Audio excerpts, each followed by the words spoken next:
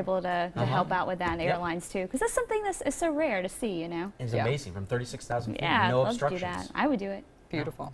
All right, let's talk about these winds. Okay, so winds are ramping up already for the coast. Okay. We haven't hit peak winds yet, but that's going to be happening within the next hour or so. And of course, we're gearing up for a stormy night, not just for the coast, but for the valley and all the way over into the mountains too, where eventually we will see things change over to rain there, but the snow has just been pounding the mountains too. So a stormy night ahead, heavy rain. We've already picked up about ½ an inch across many areas in the valley. So we're going to be looking at another ½ an inch to 3/4 of an inch as we head through this evening. As far as winds go for the coast, 55 to even 75-mile-an-hour gust, sustained winds between 35 and 40. We're going to be looking at gusts for the valley between 35 and 40. And then as far as the snow goes, again, we've had several inches of it, and we're going to see that start to change over into snow as we start to warm things up overnight tonight, and then of course we gear up for another system. So what's happening is you can see this low pressure system right here. If you look closely, it's continuing to strengthen, and what's going to happen is it's going to parallel the coast. We have a ton of moisture getting thrown in, so that's why we're seeing all this heavy rain. But as that system strengthens and it parallels our coastline,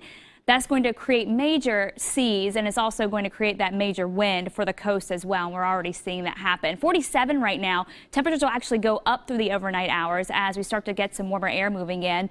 East winds right now at 22, nothing to do any damage, not high enough to do any damage yet, but there will be that potential that we could see a few damaging wind gusts as we go through the overnight hours. As far as the rain is concerned, we've had pockets of light to even occasionally moderate rain. You can see it's not really letting up much at all at this point. As you head east along I-84, you can see heavier showers stretching out towards Carson there, and then more stuff developing back to our south and west. It does break up a little bit, but be prepared. It's going to be a very wet evening. So we're just dealing with the first part of the system.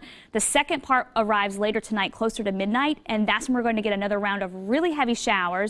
And we're also going to get that strong burst of wind for the valley. So I'll track it hour by hour as we continue past 4 o'clock. Again, we break things up here and there before 7. As we go towards the 7 o'clock hour, light rain, occasionally some pockets of moderate rain there for the valley from the coast to the Cascades. 10:30, still dealing with a little leftover light rain, but there's a front just off the coast there, and then that moves on in through after midnight. And so it's going to be between, again, like 11 p.m. and 2 a.m. is when we're really going to see those winds ramp up. And as those heavy showers come down, that could drag some of those really strong winds that are going to be blowing aloft down to the surface. And so that's what really could bring those trees down. And then as we go into tomorrow morning, we'll have lingering showers, but the winds start to taper off very quickly. We are under a wind advisory until 6 a.m. tomorrow. Again, south winds 20 to 30, gusting to 40, timing peak winds anywhere between 10 p.m.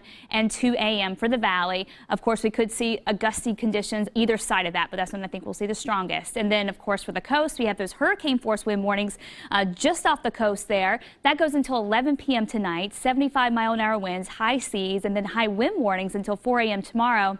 And that goes through the coast range as we go through tomorrow morning. And that's where we can see gusts still between 65 and 70. Here's a look at Astoria right now, just very wet and very windy. Winds are gusting to 40 miles an hour there. Along the coast, we've seen gusts between 50 and 55 miles an hour, some spots a little higher.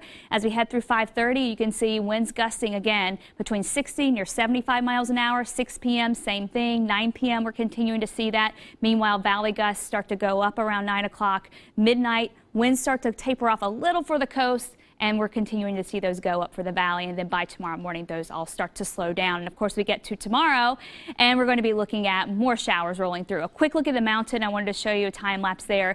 Over at Mount Hood Meadows, just dumping snow all day long. We're going to see that transition to a rain-snow mix tonight, and then we're going to be gearing up for more snow showers later on as yet another system moves in. So your forecast for tomorrow, upper 40s in the morning, showers at times. We'll top out tomorrow in the mid-50s, so it will be a little milder. Here's a look at your 7-day forecast. It does look pretty wet. We're going to be looking at highs in the mid-50s Friday. For the weekend, we're back to the upper 40s and low 50s. Going into next week, it looks pretty wet. I think by Wednesday, Thursday of next week, we're going to start to warm things up. We're going to start to find a little more dry time. But for now, it's going to be very active, very stormy. And I think the worst of it's going to be tonight and then through the overnight hours. So if there's anything you don't want to blow away, go get it now. Bring it in and just stay off the roads, too. And we'll check back with you in about 10 minutes.